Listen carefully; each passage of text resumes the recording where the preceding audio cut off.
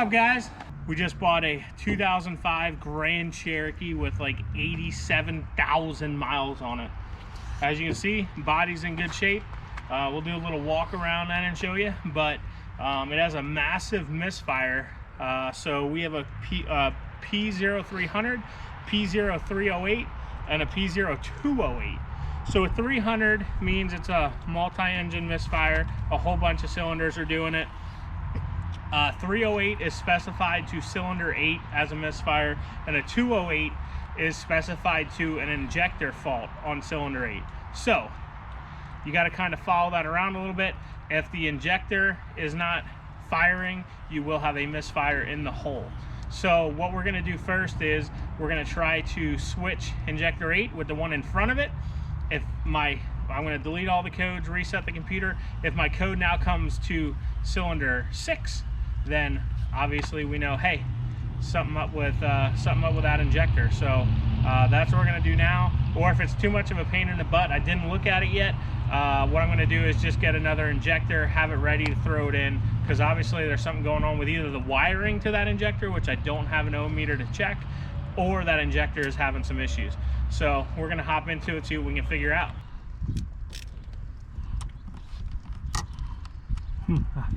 Well, that's extremely loose. Somebody was already in here messing around.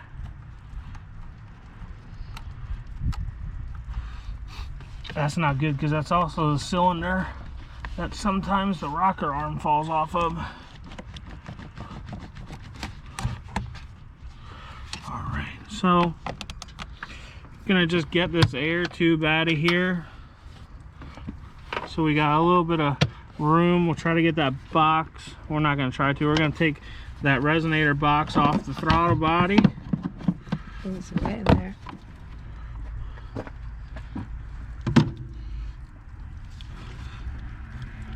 Somebody already broke that clip. So here are all your injectors. That's the fuel rail. I need to get back to the back one. All right, so you had a bolt here, those are 10s. Then you had another 5/16 at the clamp there. Got all this out of our way now. And you can clearly see the injector rail. So I am gonna attempt to just pull this side up. I'm trying to see where the feed goes in. I don't see it back there. Oh, the feed's right here, yeah. So this should spin, so I should be able to pop this up, spin it, swap the injectors, and put her back down. So let's get these coil plugs out of the way.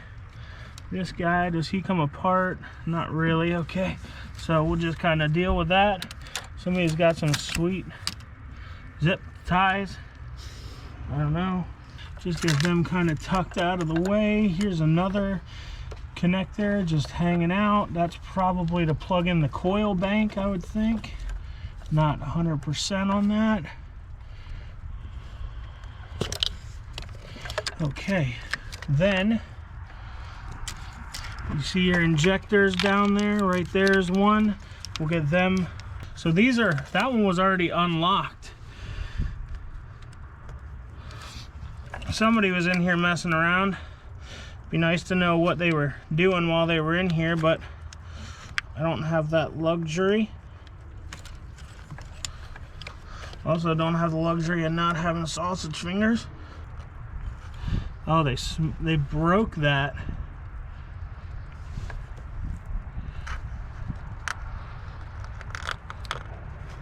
They broke the freaking clip. All right, so someone was already in here screwing around. So all the freaking clips were broken for the injectors. They tightened down the coil pack that they previously did too tight.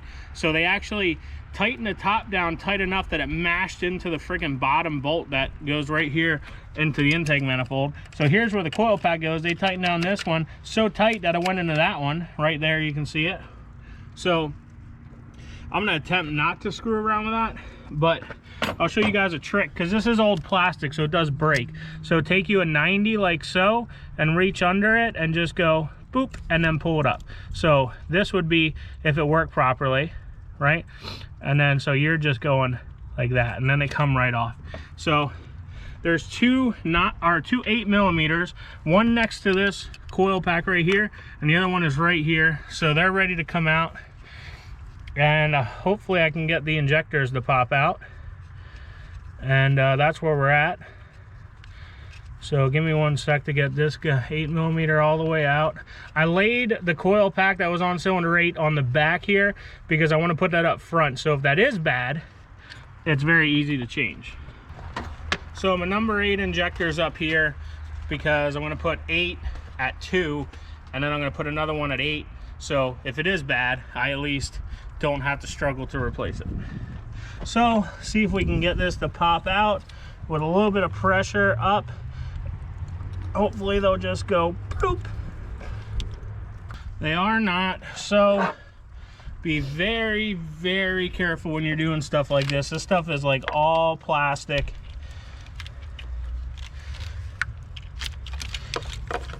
There we go. We got her to come. Also, if you use some sort of oh, frickin' interesting. None of those frickin' injectors, the clips are clipped in on. You're frickin' kidding me. So is that why it was shaking? It's No. supposed to be dripping? I mean, it is a fuel rail, so. Sometimes the rails drip a little bit. I'll show you later. I don't know what that means, but okay. All right, so let's get this up and out of the way and see it does rotate. And now I gotta get them injectors out so that I can put them back on properly. There's a fuel injector if you're just curious on what you're looking at.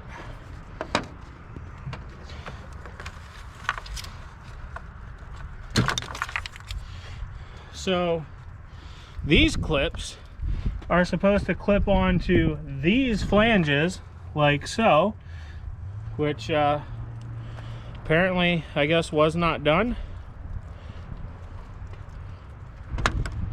All right, so let's get a little shifty at the moment.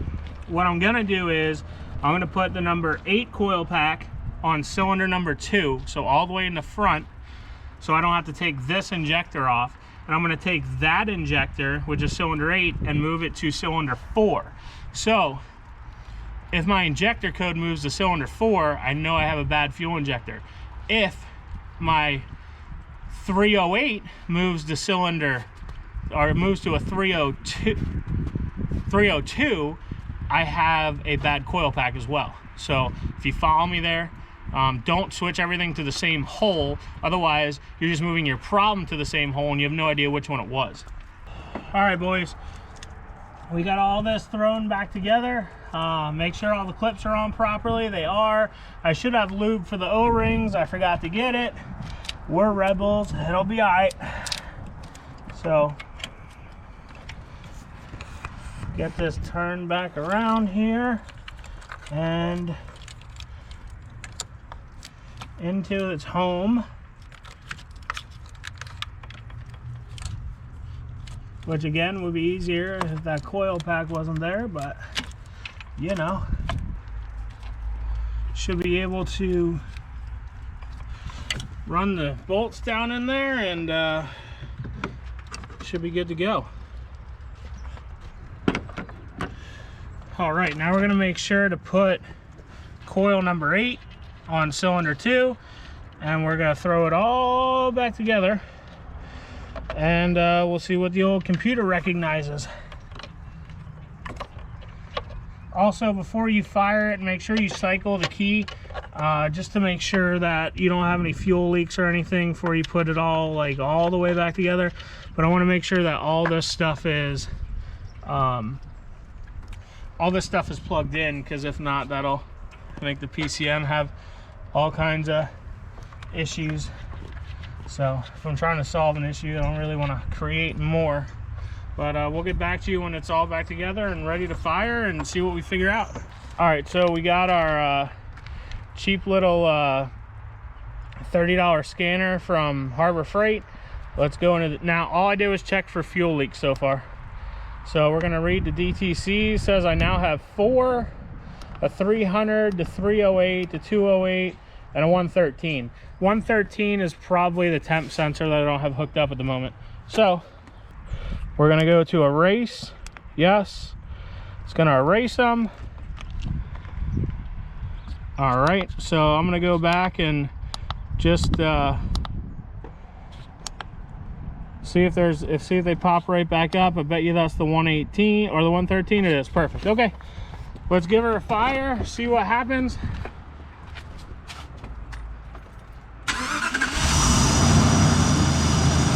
All right, let's see if we can do another scan. Nothing's pending and only that code. All right.